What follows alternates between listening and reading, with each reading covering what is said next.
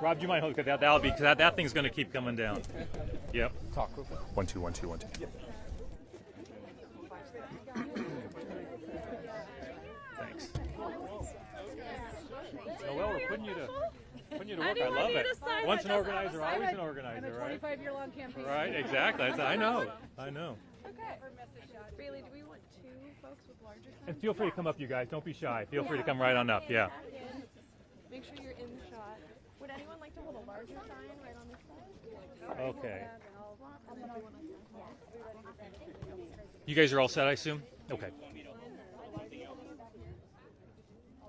That's all set? Yes. Okay. Awesome. All right. I think we're set? Good morning, everybody. Thank you so much for joining us here today for this press conference. We really appreciate it. I'm just going to, my name is Bob Ferguson. I'm the Attorney General running for governor. I just appreciate all the supporters who turned out on very short notice here today. We're going to start the press conference with Dan Satterberg, the former King County prosecutor for many years, as you know, and I had the great pleasure and honor to get to know him when I was serving on the King County Council at the same time as he was serving as our prosecuting attorney. We're also joined by one of our wonderful legislators, Noel Frame. Appreciate her being here as well. And with that, I'm going to turn over to Dan Satterberg. He'll speak. I will follow Dan with a few comments, and then we'll open up to questions, and Dan and I will be happy to answer any questions that you might have. But first, I really appreciate Dan being here and saying a few words. Thanks, Dan. Thank you. Thank you and good morning. I am Dan Satterberg. I was the King County prosecuting attorney, elected from 2007 till the end of 2022, a 37-year career there. I'm here, put on a suit and tie to come out today because I'm really offended at what's happened. I've known Bob Ferguson for 20 years. And as a council member and as an attorney general, he worked very hard to develop a reputation for public integrity and for accomplishment. And yet, if something doesn't happen today, Washington voters will have a 1 out of 3 chance to vote for the real Bob Ferguson. What's happened here is we all kind of laughed at it. It was a prank. It was a meme. But it's not funny, and it's also a crime. And that's the main thing that we want to say today. This statute here, RCW 29A 84320, it has been on the law, it's been on the books in the state of Washington for 80 years. Passed in 1943, back before we had social media, back before we knew any of this. But the legislators at that time in the 1943 session knew that their reputation could be diluted, could be stolen, that fraud could happen to them if somebody had a name that was similar to theirs and appeared on the ballot. They didn't have the kind of immediate response that we have here today to this sort of fraud. But if it seems wrong that you should be able to do this, it is because it is wrong and it's a crime. Now, I suspect that the two other Bob Fergusons that were duped into putting their name onto the ballot didn't know and weren't told that this is a Class B felony. A Class B felony has a maximum sentence of 10 years in prison. And subsection 4 here seems like it was written for today. It says a surname that is similar to one who has already filed for the same office and whose political reputation is widely known, with intent to confuse, clearly this is to confuse, and mislead the electors by capitalizing on the public reputation of the candidate who has previously filed, who has been the Attorney General for 12 years, who's been on the King County Council for 8 years before that. These other Bob Fergusons, I don't know them. I know they don't have any reputation. They've never held public office. And I suspect that they weren't told that this little prank was a Class B felony that could land them in prison. Now, these are fake candidates. The idea was to dilute support for the real candidate. It's not okay, and it's wrong, and it's a crime. And it has been for the last 8 decades. So there's 3 things we're asking for. Number 1, we're asking the other Bob Fergusons to withdraw their candidacy. They can do that by the end of the day. In fact, they have to do that by the end of the day. But you can go on the Secretary of State website, a couple clicks, and you're done, and this is over. But if it's not over, if they don't do that, we're calling on the law enforcement. Probably Thurston County is where the jurisdiction is, it's where the Secretary of State is, and where the filings happen. To investigate this and look at this law. We're calling on the prosecutor in Thurston County to also investigate and look at this law. And and because we can't let this go. We can't normalize this. We can't just have a good laugh at this and say this is okay, because it's not. It's a vandalism to the ballot. It's a crime against the state of Washington, the integrity of the election. It's a theft of the real Bob Ferguson's reputation and name. And finally, I call on the leaders of the parties, both parties in this state, to denounce this conduct. We can't say this is okay. Nobody should be enjoying this moment. And any serious candidate for any serious office should understand that they too could be the victim of such a fraud. And so everybody who is concerned about the integrity of elections in the state of Washington should denounce this. There should be no one who says this is okay or supports it. So it's a serious matter. It's not funny. And it's really designed to confuse all of us. When we get our ballot, and there's 30 people on the ballot in August for the gubernatorial primary, and 3 of them are named Bob Ferguson, people around the state are going to say, how did we let this happen? And I'm here to say that we shouldn't let this happen. And with that, I'll turn it over to our next governor, Bob Ferguson. Thanks, Dan. Appreciate it. Thank you, Dan. Thank you very much, Dan, for being here. I appreciate it. On Friday afternoon, it was a beautiful day. I was in North Seattle watching my daughter compete in a track meet. It was a great day, and that's when I started getting these reports that 2 other Bob Fergusons were filing for governor at the 11th hour before the close of the filing deadline. Look, it's clear what's going on. Anti-democracy Republicans orchestrated a deceptive and illegal scheme to deceive voters and illegally influence the election. A right-wing Republican, Glenn Morgan, known well to many of you, I suspect, recruited 2 other men named Robert Ferguson to file for governor as Bob Ferguson. Both filed as Democrats. We already know just through this weekend that one of those 2 men has voted as Republican in Republican presidential primaries. We know Glenn Morgan was recently awarded the Volunteer of the Year by the state Republican Party. Their goal is clear: to mislead voters and split my supporters 3 ways to depress my vote total and keep me from moving into the top 2 in the general election. But I want to be very clear. This is not an attack on me. It's an attack on our election system. It's an attack on our democracy. It's an attack on the people of the state of Washington to have a clear choice and to know who they're voting for. So today I'm going to talk about what we know about this conspiracy to defraud voters. Number 2, the next steps that the campaign is taking to address this attack on our election integrity.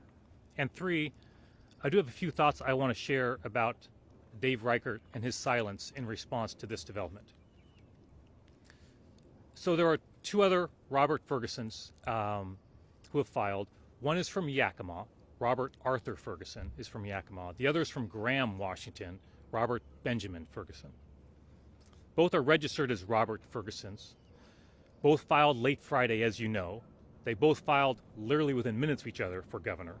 They both had the same UPS office in Olympia in which they filed.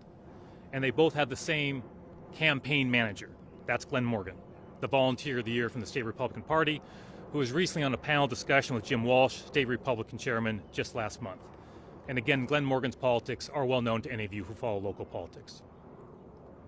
The Robert Ferguson from Yakima is the individual who voted in Republican primaries. The Robert Ferguson from Graham, Washington, on his wife's social media account, she refers to him as Robert Ferguson, not Bob Ferguson. It is obvious what is going on here. Now, Dan's walked through the law, so I'm not going to repeat that. What I do want to talk about, though, is what we as a campaign are doing to address this serious situation. So first, cease and desist letters were hand-delivered to the homes of the 2 other Robert Fergusons yesterday, urging them to withdraw by the deadline today, 5 o'clock. Dan mentioned that deadline. There is still time for these 2 individuals to do the right thing. I agree with Dan that these 2 individuals must have received phenomenally bad advice to engage in this activity. They are, as Dan said, facing significant criminal and civil jeopardy. I agree with Dan. I suspect they did not know about the legal implications of their action when they gave Glenn Morgan permission to file their names for office. But now they know. The good news is state law contemplates the possibility to withdraw your name after you filed, and that deadline is today at 5 o'clock. If they do not withdraw by 5 o'clock today, they may not have the opportunity to withdraw later, even to avoid criminal prosecution. I want to be very clear about this next point. I do not want these two individuals to be prosecuted. I hold no ill will to these two individuals. I really don't. It is my sincere hope that they recognize the seriousness of what's happened and withdraw their names by 5 o'clock, and we put this whole business behind us and move on to talk about the campaign and the differences I have with Dave Reichert. That's my sincere hope. If they do not do the right thing, though, and they are surely aware of the legal implications, we will have no choice but to take more serious steps and ask local prosecutors to do the right thing and pursue further action. We are today sending a letter to the Secretary of State, Secretary of State Hobbs, to take specific steps to minimize the deception if these two individuals do not withdraw their names. So the Secretary of State, without getting too bogged in the legality of this, Secretary of State has broad ability, broad authority in the law to minimize voter confusion in a situation just like this, where there's more than one candidate who have a similar name. So this is contemplated by the law. The Secretary of State has a deadline tomorrow of putting forth the ballot as it will appear. The order, the names, you get the idea. So today, the campaign is sending a letter to the Secretary of State because the law allows for the public to communicate to the Secretary of State their ideas for how to minimize voter confusion. So we're asking for 3 things in a letter that we'll be making public very shortly. I think we're doing just a final proofread of it, but it'll be public very soon for those who are here from the media. So number 1, we're asking the Secretary of State to include the candidate occupations next to the 3 Bob Fergusons. This is the type of thing that's specifically called out under state law as a way to minimize confusion. For me, obviously my title is Attorney General. We'll be asking that it be Bob Ferguson, Attorney General, and then include their occupations as well. Number 2, we're asking that the Secretary of State have these other 2 Robert Fergusons listed as Robert Ferguson with their middle initial or possibly their middle name as well. So I would be the only Bob Ferguson on the ballot. Number 3, and especially important, is to put the 3 Ferguson candidates together on the ballot. In other words, right now, after the drawing of straws on Friday afternoon, one of these Bob Fergusons will appear second on the ballot, the other will appear third on the ballot, and I appear number 13 on the ballot. Look, anyone who has any knowledge of campaigns knows that in a ballot with 30 names, as Dan mentioned, all sorts of studies show that many voters don't get past the first few names. And what I would say is, if the ballot order remains unchanged, there is no question that thousands of Washingtonians will think they're voting for me, and they'll really be voting for these other 2 individuals. That's just a fact. That is going to happen. The only question is how many thousands, and how many voters will essentially be disenfranchised. So we're asking the Secretary of State to either move my name up, sort of second essentially, above those 2, or move them down below me. Either way, I'm good with either spot, right? But the 3 names should be together so any voter will see, wait a second, there's 3 Fergusons here, something's going on. I know it's easy to think that, hey, we have a lot of media here and I so appreciate you being here, that surely folks will be aware. But look, people are busy when it comes to voting. They have their lives to live, right? They have jobs that they need to do. They have kids. They got a lot going on. And we cannot afford to have folks confused about which individual they're voting for, especially for such an important office. Lastly, I just want to say a couple things about Dave Reichert. I think, Dan, you called on other individuals in the parties to say something. So obviously Friday afternoon was a little bit chaotic, as you might imagine, as I was trying to take video of my daughter running the 100 meters and 200 meters and deal with what was going on. And so the team was having a lot of conversations and a lot of text messages were flying around.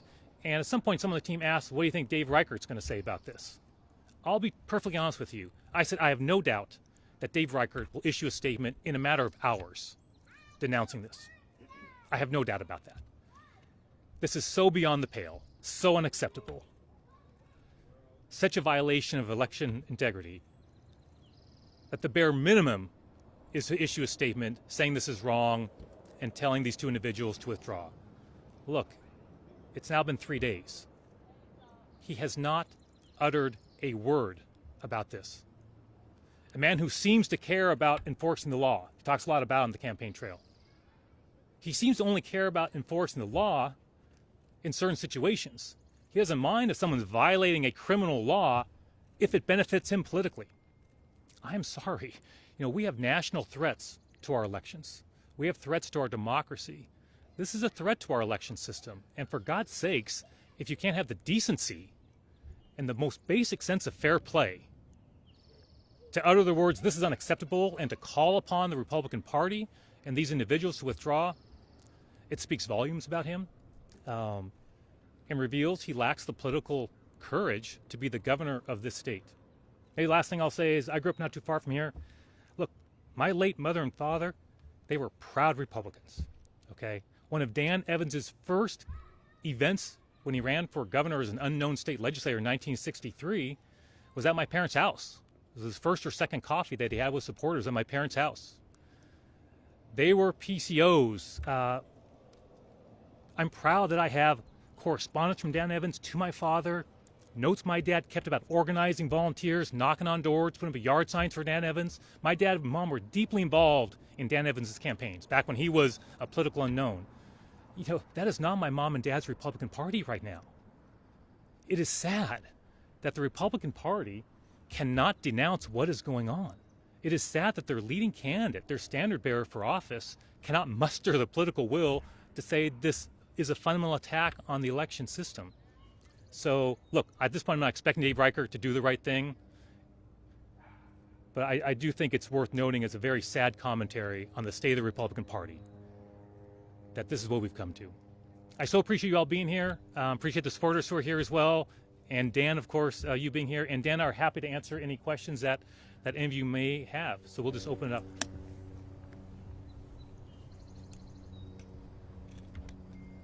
Does anybody have any questions? So I know you mentioned Yeah. that the two Bob Fergusons could be held liable. What about Glenn? Yeah, so I'm going to get a well, little closer. so I'll just repeat the question before I get here. So the question is, what about Glenn Morgan in terms of being liable? Look, it is clear that criminal and civil laws can apply to him as well. We will cross that bridge when we get to it with Glenn Morgan. What we're focused on right now is something very simple. There's a deadline today at 5 o'clock for these two individuals to do the right thing. I agree with Dan. I think these folks were duped into this, okay? I have no ill will to them. I do not want them prosecuted. Right now, the focus of what we're trying to communicate is to those individuals to withdraw by 5 o'clock. If they do that, and by the way, I want to be very clear. If they do that, I will be very clear publicly that they should not be prosecuted, okay? If anyone starts an investigation, I will communicate to them. I do not want them prosecuted. I do not want them investigated. If they do the right thing by 5 o'clock. I want to be very clear about that. Glenn Morgan's a different conversation for a different time. He's just not my focus right now. Bob, what if they've both spent the filing fee out of their own money? They legitimately want to get into elections and want to run for this office. These could be two guys who really want to do it. Yeah, we know that's not true, right? Because I believe, and someone correct me if I'm wrong, I believe that Glenn Morgan already acknowledged in the press that he raised the money for their filing fees, that was paid for. That was already done. So to your point, no. Like, this is a scheme orchestrated by Glenn Morgan. There is no doubt about that. And, I don't know what to say. So, Glenn Morgan even said in the press he tried to recruit more Bob Fergusons to run. Respectfully, give me a break, right? Everybody knows what's going on here. Everybody knows what's going on here. There is no ambiguity. Dan is right. When this all happened, literally the check was is there a law around this? And often in life as a lawyer, when you try to apply the facts of the law, sometimes the law doesn't always match up exactly to something doesn't seem quite right. Honestly, it seems like this law was literally written for this situation. Truly. It's been around for decades, and so it is obvious what's going on, and so we just hope they do the right thing. Has your campaign confirmed that the other two Bob Fergusons have received the cease and desist letters? Has anyone spoken face-to-face with either of the other Bobs? So I can only speak to what we know about the other two Bob Fergusons and what they know. What I know is that 2 cease and desist letters were left on their front porch yesterday. That I know. Whether they opened those, read those, I don't know the answer to that, right? But I know those were, and this is just really, we just want them to know, right? I really do believe they were probably ignorant of this law. I really believe that on Friday afternoon. I don't know that, but I believe that to be true. I just can't believe that any individual out there wants to expose himself to this kind of legal sanction. And so I'm not aware of anything else of what they've said. I've not seen any statements from them. It's my understanding that Glenn Morgan is saying everything should go through him. He's the only one making public comments. So I'm not aware of anything else that they've said.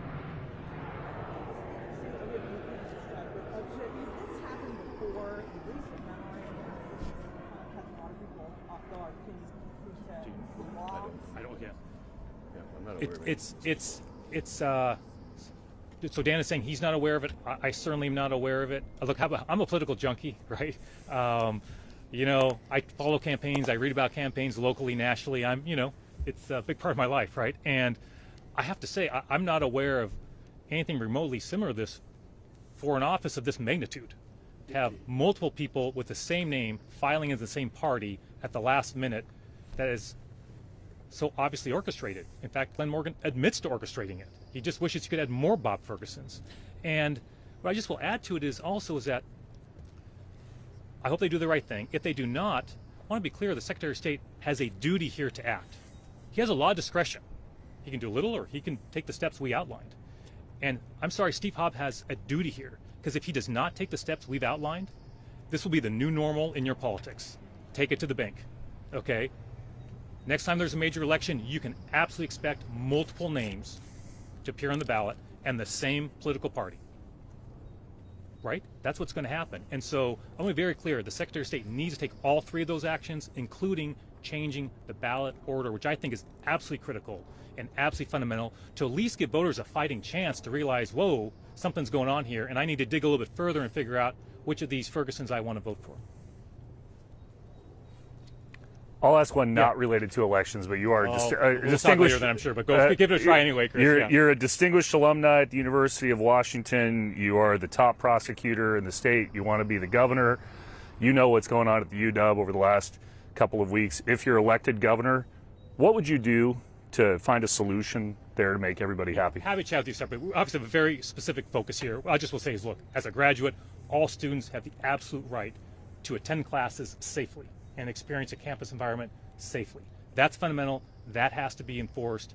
And so, but happy to have a further conversation with you about other details. But for right now, our focus is very clear, right, on what's in front of us. And that is, the fundamentals of our voting system, which is sacred to us as Americans and as Washingtonians. And I just want to conclude by thanking everybody for being here. Happy to chat afterwards if you have additional questions. But I hope these two people do the right thing. I hope Dave Reichert can find it within himself to have the most basic level of decency and fair play. I mean, I understand we have our political differences, but I thought at a certain level, he was a certain kind of man. I really did believe that about him. But he has revealed himself to be something very different, and it is sad. I'm looking forward to debating Dave Reichert. He'll be hearing about this, and I just really appreciate all of you being here. Thanks so much for being here. Have a great day, everybody. Save our democracy! Thanks, everybody, so much. Really appreciate it. Yeah. Let's do a quick photo. Is that all right, you guys? Let's do it. All right, come on in. Let's do it. Without that? Let's do it over here, maybe, right? We'll get away from the podium. Thanks, you guys. Appreciate it. All right, let's move in close, you guys. Yeah. All right. Can't get in here. Thank you so much. We can have 2 rows, that's okay. Yep. We're calling that somebody come right in front. Right in front. Oh, yeah, stand right in front.